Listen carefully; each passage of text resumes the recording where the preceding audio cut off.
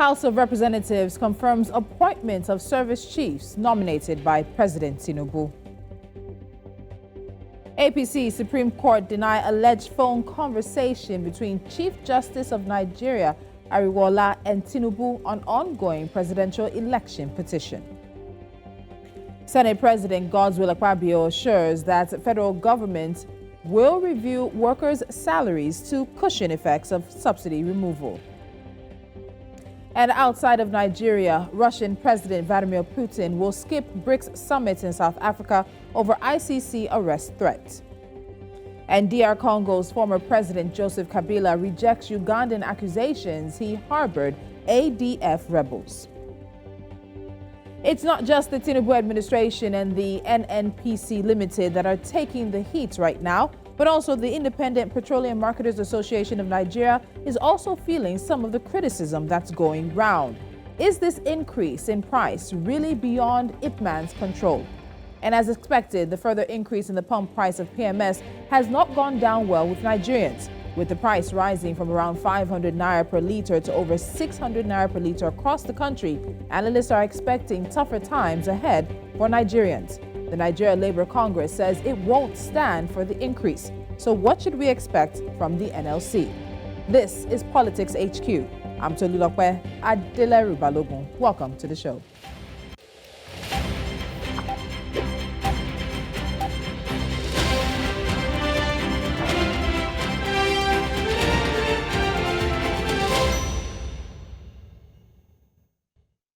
The Independent Petroleum Marketers Association of Nigeria, IPMAN, is defending the increase in the price of PMS at the pump.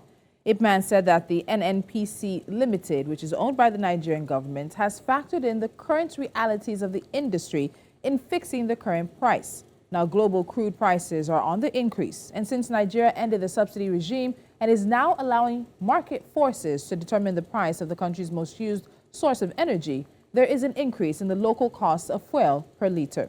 Joining me on the show today is Mike Osatuyi. He's the National Operations Controller for the Independent Petroleum Marketers Association of Nigeria. Mr. Osatuyi, welcome to Politics HQ. Thank you for joining me.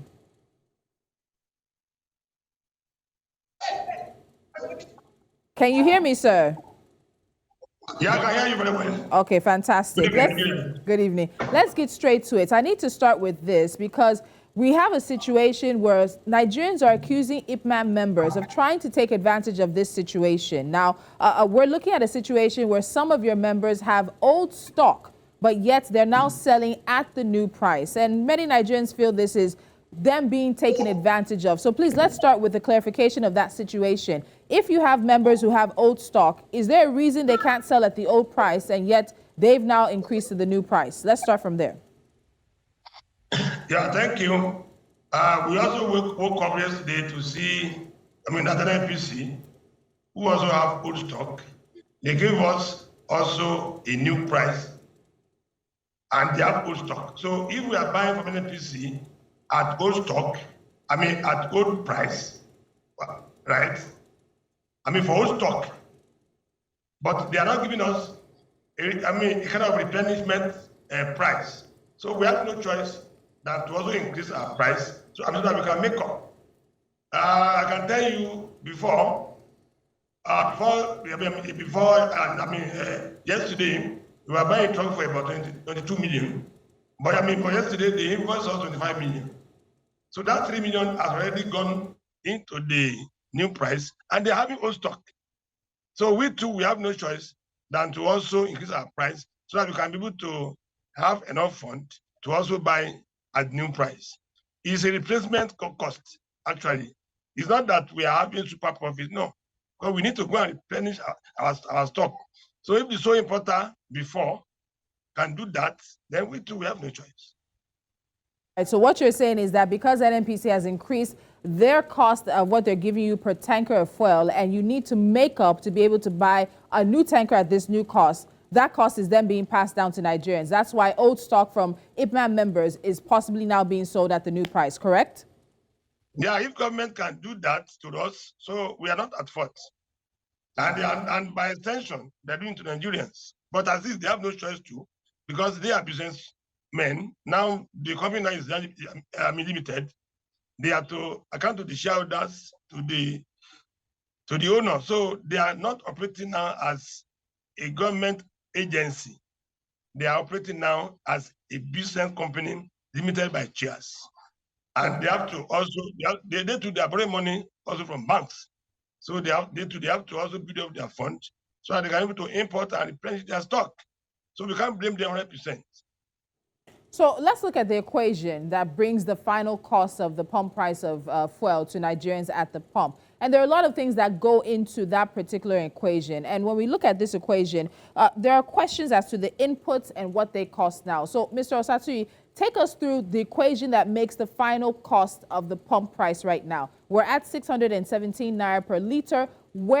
How do we get to that amount right now? What are the determinant costs along the line? Yeah, well, we have so many subheadings that account for it. We have the Pratt, which is being driven by the cost of crude, and I'm not going to be multiplied by the exchange rate.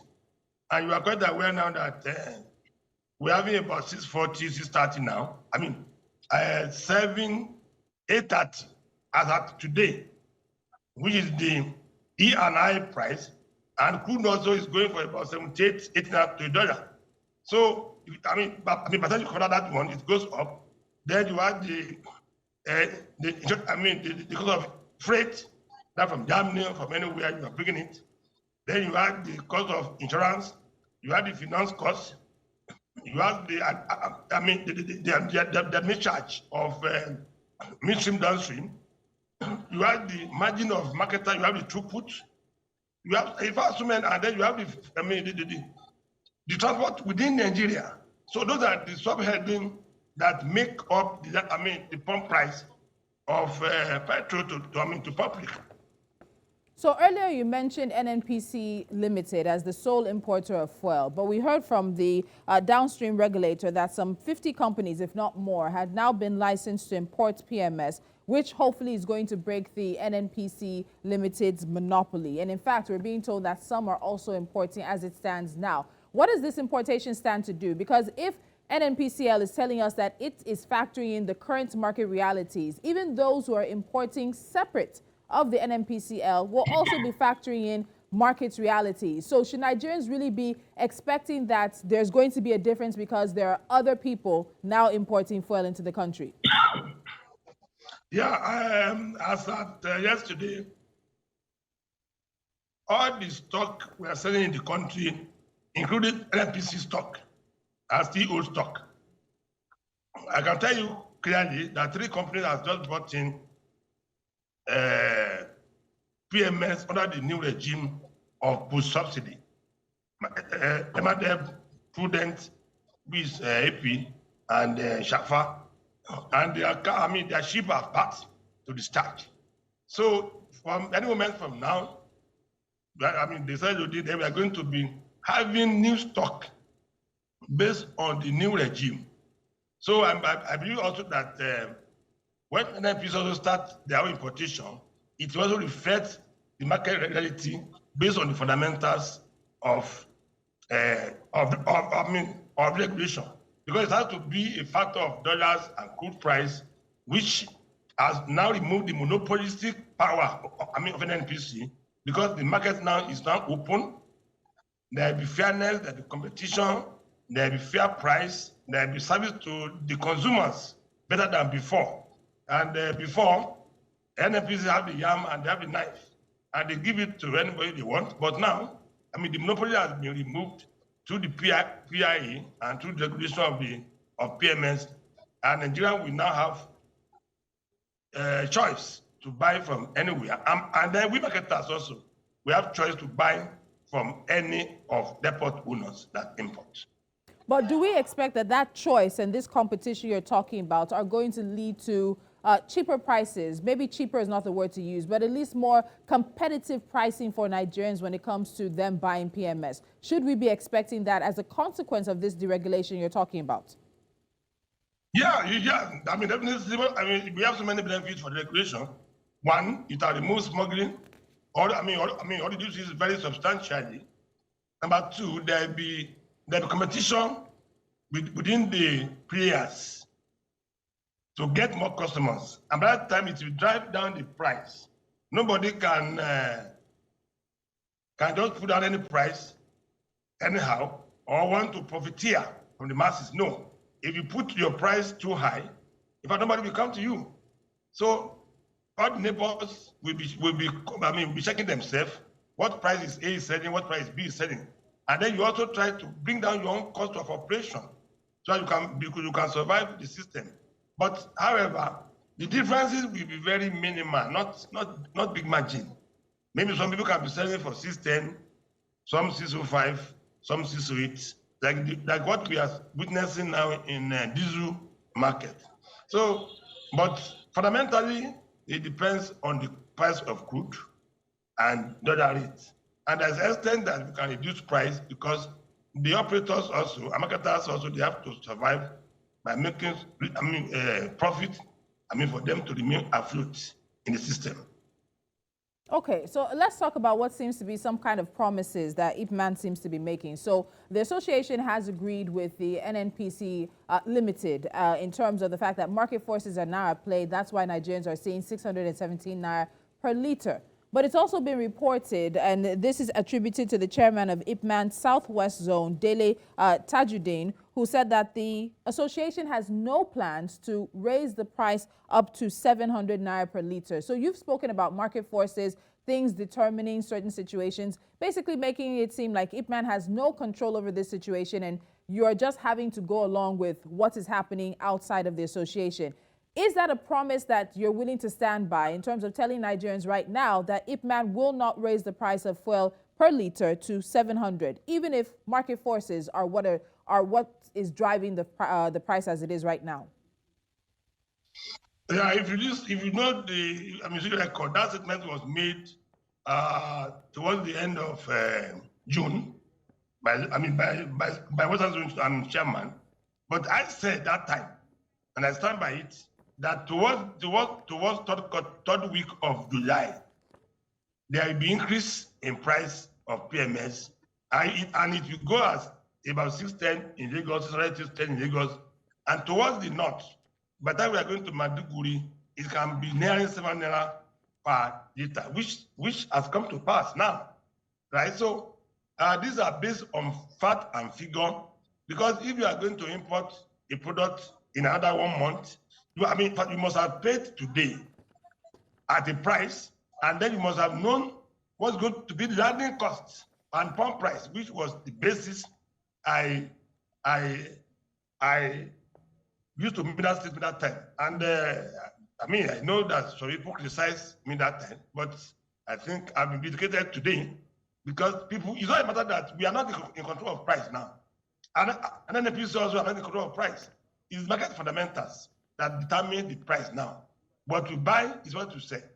Tomorrow, if crude come to as low as $60 per barrel, and naira to dollar comes to about 4 naira to a dollar, you can buy the PMS at 3 naira per litre.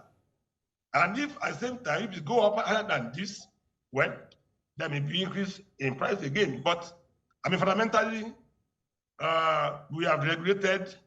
And the meaning of regulation is that the market forces and the fundamental will determine the price. But nobody can monopolize. Nobody can control the price. Nobody can cheat the masses. But at the same time, government will get more money into the cover of the federal government. But our fear and our prayer to the federal government is that they should use this money that is coming to the government, which run into trillions of naira annually for the benefit of Nigerians and for the palliative succor that they're going to give to Nigerians. If we can be able to save about 12 trillion from the FS and subsidy combined in a year, that one will eliminate deficit financing of the budget. And this money to be able to be used for Nigerians so that, yes, there's pain on Nigerians, but if we are also seeing the benefit that is coming to Nigerians, then, we are not going to complain much. But if we're not seeing any significant use of this money, right, then there may be some problem. But based on the promise of the present government that there will be transparency, there will be openness, and there won't be corruption. Okay. Let us wait and see. Let's wait and see. So something else that we note as Nigerians, what goes up in this country very rarely ever comes down, and that's particular with prices as it may be. But as you've mentioned, of course, this fluctuation in terms of the price of international crude, which is a large determinant of the landing cost here in Nigeria. Can you guarantee Nigerians, because you've mentioned, of course, an example of maybe fuel coming down to 300 naira per litre. Can you guarantee Nigerians that if the international price goes down, if the inputs go down, Nigerians will definitively enjoy lower prices from your members at the pump? Because at the end of the day, it is a competition. It's their decision what price they sell fuel. But if all the inputs reduce and we should see a reduction in price, is that a guarantee that IPMAN can give Nigerians that its members will also reduce their price in accordance with how the market is acting? Yeah, you can. Let me take you back to the time of COVID-19, when crude price came as low as $30, $20. You know, the price also came down, right? The government brought the price down. But we're in different regime now. That's the benefit of regulation. When you regulate the price, the monopoly, and whatever you're talking about is no more in the hand of one person or one player. Is in the hand of the market fundamentals. If I'm buying my crude very cheap, and dollar came down, and maybe my landing cost is about 3 naira per litre, and I put my margin, I can sell 350. If you try to sell your own for 400, nobody will come to you. Because we are also expected to, since we are buying from the same market, we also expected to be having the same cost like me.